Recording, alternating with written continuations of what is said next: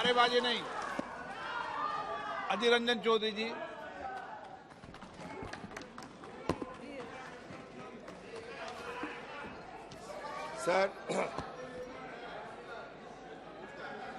Sir, with all humility at my command,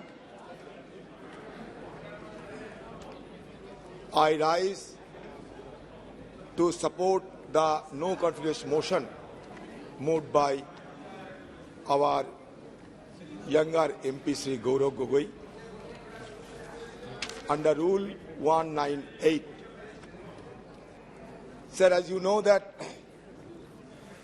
no confidence motion per se does not mean that the government will be dislodged or dethroned. See, the issue is, in the year 1782, first no confidence motion was moved in London when the then Prime Minister Lord North has submitted his resignation to King George III because the British army was defeated in the Revolutionary War in America. So in our parliamentary mechanism, it's a long overdue, it's a long tradition which has been persuading because we are also following the same path of parliamentary democracy in our country. In the year 1963, first no confidence motion was moved against Prime Minister Pandit Jawaharlal Nehru ji. Since then, 28 no confidence motion has been moved in this parliament.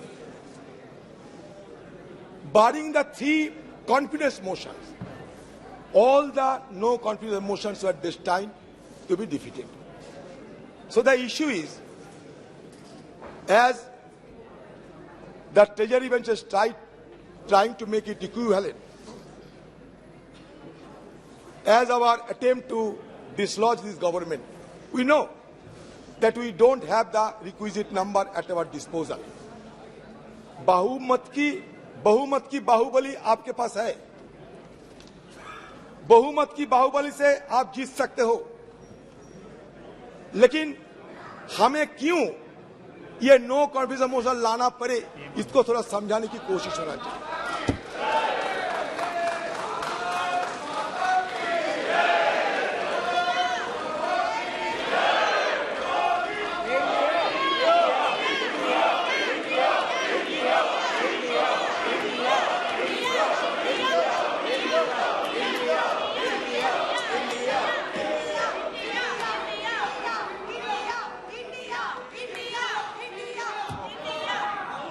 Sir देखिए, ये no confidence motion की ताकत कितने है कि हमारे प्रधानमंत्री को हम लोग खींच के सदन में लाकर बैठे।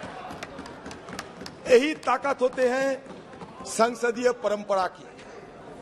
हम ये नो कॉन्फिडेंस मोशन आने के लिए कोई सोचा भी नहीं था, लेकिन हम बार बार ये गुहार लगाते आए थे कि कम से कम हमारे देश की प्रधानमंत्री सदन में आए और मणिपुर की मुद्दे पे हम बोलने का पहले कुछ बोले।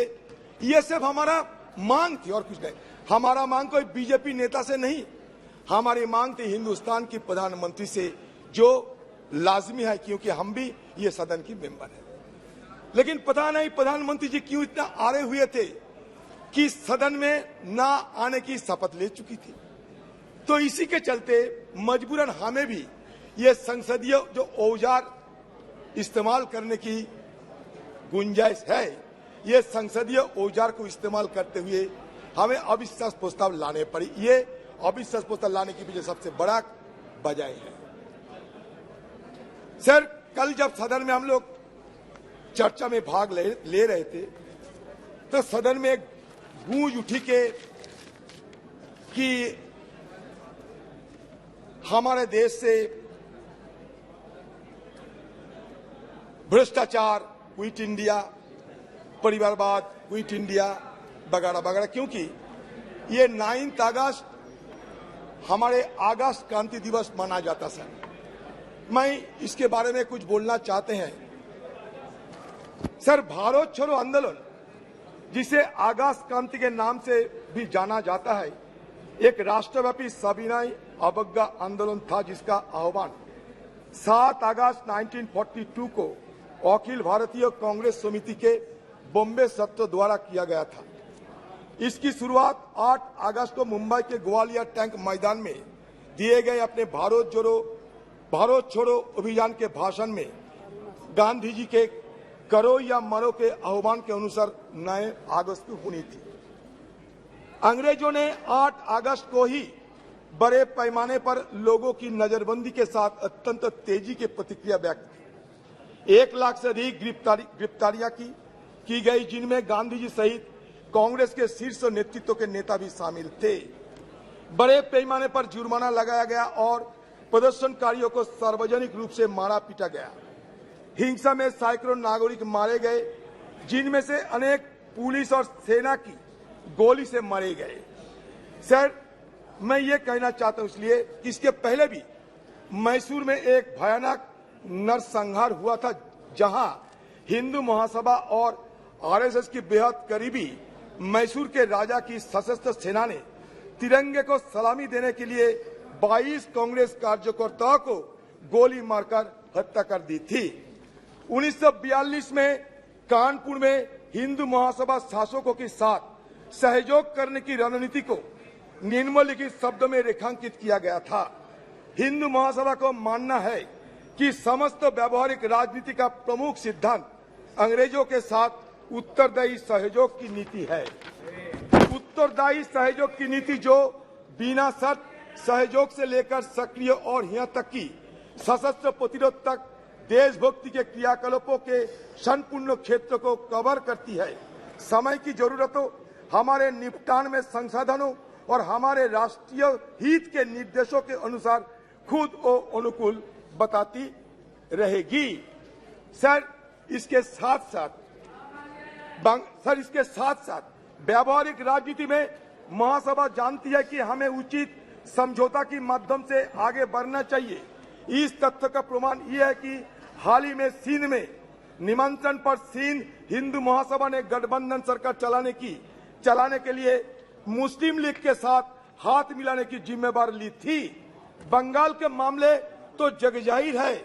आक्रामक मुस्लिम लीग वाले, जिन्हें कांग्रेस भी अपनी पूरी विनम्रता के बावजूद शांत नहीं कर सकी, जैसे इसी फजलुल हक के प्रधानमंत्रित्व और उनके सक्षम नेतृत्व में हिंदू महासभा और गठबंधन सरकार के संपर्क में आए, काफी हद तक समझौतावादी और मिलनसार हो गए। हमारे सम्मानित महासभा नेता स्वर्गीय डॉक्टर श्यामा प्रसाद मुखर्जी ने दोनों समुदायों के लाभ के लिए लगभग 1 वर्ष तक सफलतापूर्वक कार्य लिया।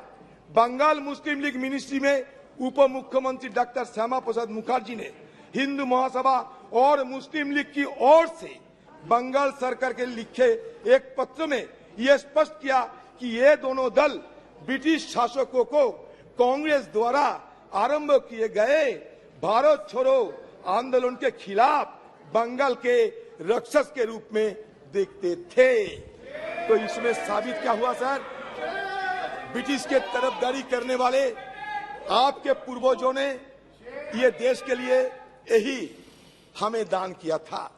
तो आप लोगों से इससे ज्यादा उम्मीद हमें नहीं थी कि जब अगस्त क्रांति के दिन आप अगस्त क्रांति के दिन नारा लगाते हुए वो बात हटा दिए और नया नारा लगाते हुए लोगों को आपने गुमराह करने का कोशिश किया। हमारा बात साफ है सर, क्विट इंडिया होना चाहिए। सांप्रदायिकरण से क्विट इंडिया, ध्रुवीकरण से क्विट इंडिया, भगवाकरण से क्विट इंडिया हमें करना ही पड़ेगा।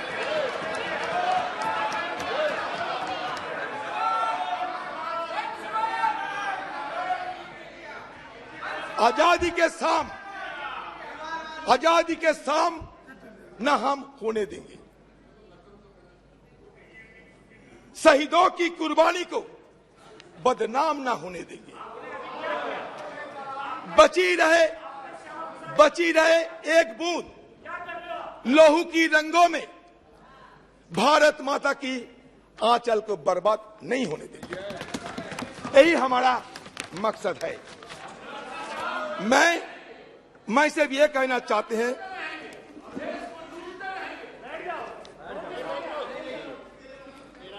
सर, प्रधानमंत्री जी को सम्मान के साथ ये कहना चाहते हैं कि देखिए प्रधानमंत्री जी, आप एक बार नहीं 100 बार प्रधानमंत्री बने, हमें कोई फर्क नहीं। इसमें हमें कोई लेना देना नहीं।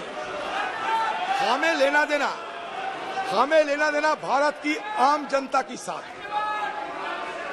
जब मणिपुर गए तो मणिपुर की दशा देखा हमने, और दशा देखने के बाद हमें जरूर यह महसूस हुई कि कम से कम देश की सबसे बड़ा मुखिया होने के नाते प्रधानमंत्री जी को एक बार मणिपुर के आम वासियों के लिए कुछ संदेश देना चाहिए थे। शांति की कोई पैगाम लेकर प्रधानमंत्री जी को खुद कोई कार्रवाई करना चाहिए थे। कम से कम आपकी तरफ से एक बार मणिपुर के लोगों को अपना मन की बात रखना चाहिए थे। सर, ये मांग कोई गलत मांग नहीं है, मणिपुर के आम लोगों की मांग था। सर, शेक्सपियर की एक मैकबेथ एक लेख है। मैकबेथ को सर ये टायरेंट कहा जाता था। एक टायरेंट किंग मैकबेथ, अत्याचारी राजा। तो मैकबेथ के अत्याचार देखते हुए शेक्सपियर ने बड़े दुख जताई थी और कह रहे थे कि स्कॉटलैंड में जिस तरीके की हमला हो रहे हैं, जिस तरीके की दुर्दशा देखे जाते हैं, तो उसमें बड़ी दुख के साथ एक कोई शब्द लिखे थे, it weeps, it bleeds, and each day a gas is added to the wound. Each new morning, new widows howl, new orphans cry, new sorrows strike the heaven in the face. हमें भी लगा कि मणिपुर की हालत ऐसा ही है, जहां लोगों की मन में कोई चैन शांति कुछ नहीं थी। सारे मणिपुर, यही तो बात है, आप समझ नहीं सकते। अनारस के साथ बेनारस की तुलना मत किया करो, चाना के साथ बेदाना की तुलना मत किया करो, बुलक के साथ हिलक की तुलना मत किया करो। इसलिए नहीं, क्योंकि हमारे प्रधानमंत्री जी जिस दिन मणिपुर के मुद्दे पे बोलना चाहिए था, कहां से छत्तीसगढ़ लाए, कहां से राजस्थान लाए, कीजिए ना। लेकिन मणिपुर की दंगा ये कोई छोटी मोटी बात नहीं है। मणिपुर की दंगा एक जाति दंगा के रूप में, एक सिविल वॉर की तरह सारे देश दुनिया में चर्चा के मुद्दे बन गए। आप जब यूरोप में गए थे, फ्रांस में, जहां आपको पुरस्कार मिला था, खुशी हुई हम लोग, आपको नवाजा गया बहुत बड़ा पुरस्कार में।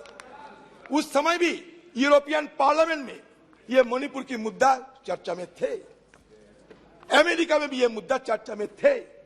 तो हमारी तरफ से ये बार बार समझाने की कोशिश किए गए थे कि Manipur issue cannot be confined to any state और any nation. It has already assumed a global dimension. That is why Prime Minister intervention is indispensable, is called for. That was our argument. There is no harm of it. Sir, बात यह है कि मणिपुर में क्या देखा? मणिपुर में हमें देखा कि हमारे घर की मां बहनों को वस्त्रहीन हालत में विवश करके उन पे ऊपर हमला हो रहे हैं, बलात्कार की घटना घट रही है। तो मुझे एक बार ये बोलने का इच्छा हो रहे हैं कि जब राजा अंधा रहते हैं, धृतराष्ट्र जब अंधा रहते थे, उस समय द्रौपदी की वस्त्रण हुई थी। आज भी राजा अंधे बैठे हैं, इसलिए किसी को नाम नहीं लिया, किसी को नाम नहीं लिया, किसी को नाम नहीं लिया।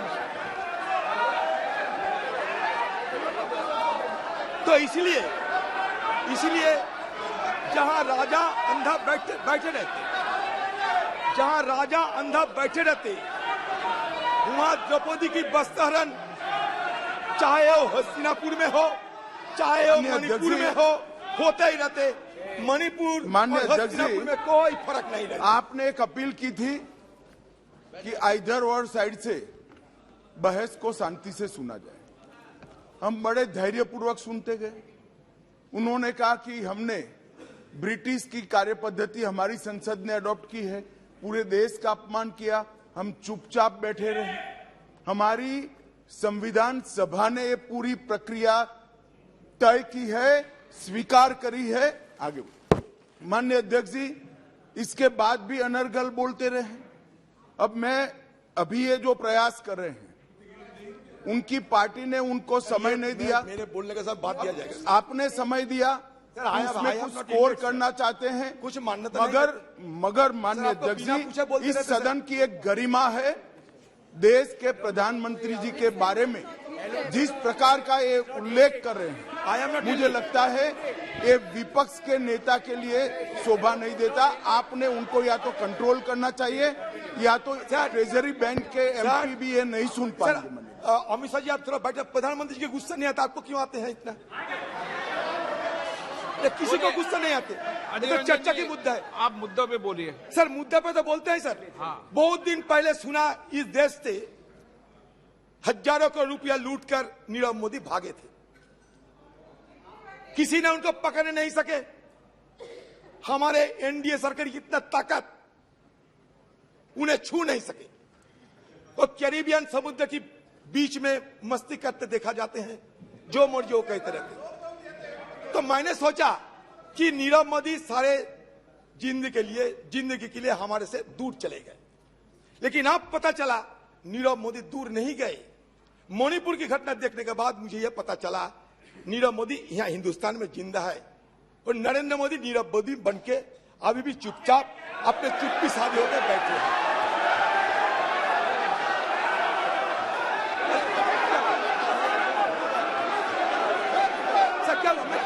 सर मैं गलती क्या की सर?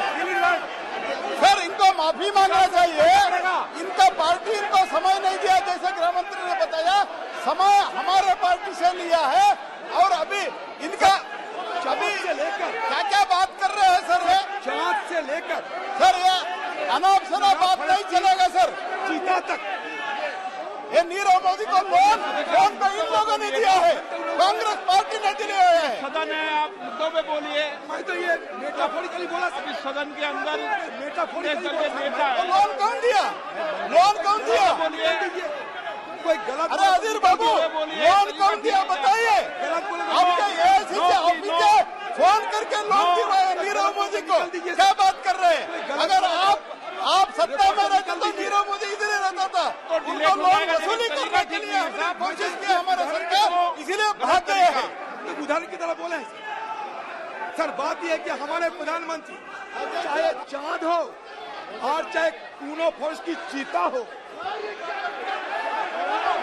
चांद हो, ये कूनो फोर्स की चीता हो,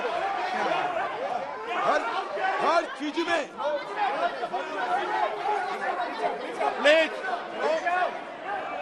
प्लीज प्लीज प्लीज जाइए, प्लीज जाइए अपनी सीट पे।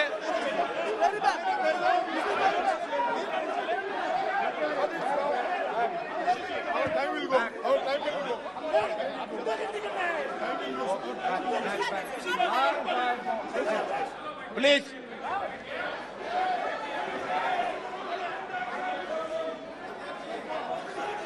सर आप मुद्दे पे बोलिए। बड़े दावे के साथ कह सकता हूं सर। आप मुद्दे मैं पे- किसी को आहत करने के लिए, आप मुद्दे पे किसी बोलिए को ना। चोट पहुंचाने के लिए मैं एक शब्द नहीं कहते, अच्छा, आप बस लोग संयम रखें। गलतफहमी हो रहे हैं। ये हम ये कहना चाहते हैं कि चांद से लेकर पूनो फॉरेस्ट की चीता तक हर चीज में हमारे प्रधानमंत्री कुछ ना कुछ बोलते हैं। संयम रखिए लेकिन आप। मणिपुर के बारे में उन्हें चुप्पी साधी रहे, ये हमें बिल्कुल पसंद नहीं हुई है। यही मैं जाहिर करना चाहते हैं। संयम पे बोले आप। सर अभी तक देखिए ना, मणिपुर की जो 2 एमपी है, मणिपुर के 2 एमपी डॉक्टर रंजन सिंह राजकुमार, मणिपुर का और एक एमपी डॉक्टर लोरो फुजो, किसी को बोलने का मौका नहीं दिया जाता कि हमें सदन के अंदर कुछ सुने उनसे, वो भी नहीं मौका मिलती लोग। हम अमित शाह जी को पूछना चाहते हैं, अमित शाह जी कल जो आपने बयान दिया ना, ये बड़ा घातक बयान दिया आपने। आपने कहा था कल, याद कीजिए, कि हम बफर जोन में सारे सिक्योरिटी फोर्सेस को तैनात किया है। याद कीजिए, आपने खुद स्वीकार करते हैं कि बफर जोन बन गए हैं। बफर जोन कहाँ बनते? लाइन ऑफ कंट्रोल में बफर जोन बनते। इसका मतलब आप क्या स्वीकार करते हैं कि कुकीलैंड और मेरीलैंड अलग हो गए? Please conclude. नहीं सर, चलिए प्लीज कंक्लूड। सर, कैसे सर? ओके सर, इसीलिए ये बफर जोन की बात कभी आपको नहीं करना चाहिए था। मतलब आज जो sense of delineation, it is going to be translated into a geographical delineation of the 2 warring faction. इसलिए मैं आपको सतर्क करना चाहते, कल आपने बड़ा गलत बयान पेश किए हैं। ये बफर जोन की मुद्दा उठाकर आपने खुद स्वीकार किया कि बफर जोन अभी है। आपने कांग्रेस पे आरोप लगाने का कोशिश किया, लेकिन देखिए आपने खुद राज्यसभा में ये बताया कि 1528 फेक काउंटर हमारे जमाने में हुई थी। ये आपने यही नहीं बताया कि कितने साल तक वो हुई थी। 33 साल तक, 33 साल में हुई थी। Sir rule 352(5) sir rule 252(5) sir, Congress की जमाने में upon the conduct Congress of की the person in high authority unless the discussion is based on the substantive motion drawn in proper terms, sir ऐसा कुछ नहीं हुआ है सर। इसको एक्सपंज करना, prime minister is high authority, इसको एक्सपंज करना चाहिए और माफी मांगना चाहिए सर। ऐसा नहीं चलता है सर।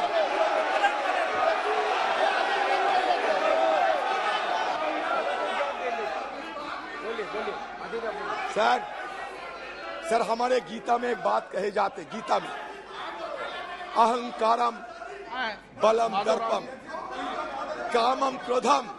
इनका पॉइंट ऑफ ऑर्डर है माननीय अध्यक्ष जी। बोलिए ना। सर 352 अहंकारम 352(5) सर, बलम दर्पम referring to the fact matter on which the क्रोधम। judicial decision is pending। चौ- सेकंड समर्थिता। सर, मैं ये सब रेफर नहीं करता हूँ। मोमो 5वां नंबर पर ये है, रिफ्लेक्ट मोमो अपॉन द आत्मा। कंडक्ट ऑफ द पर्सन आप- इन आपके हाई रिपोर्ट में जा रहा है, अथॉरिटी इनका रिपोर्ट में जा अनलेस रहा द है। Discussion is based on the substantial motion drawn in proper term. कोई मोशन मूव नहीं किया है। प्रधानमंत्री जी के खिलाफ ऐसे आरोप लगाना, अनाप शनाप baseless allegation, doing the baseless allegation cannot be accepted sir, it cannot be tolerated. He should, आप रूलिंग देना चाहिए, हमारा निवेदन है, और उनको माफी मांगना चाहिए, और जो कुछ भी बोला है वो एक्सपंज करना चाहिए सर। कोर्ट से निकाल दिया, प्लीज कोर्ट से निकाल दिया, प्लीज। सर बोले नो सर आप ऋतुराज सिंधिया जी।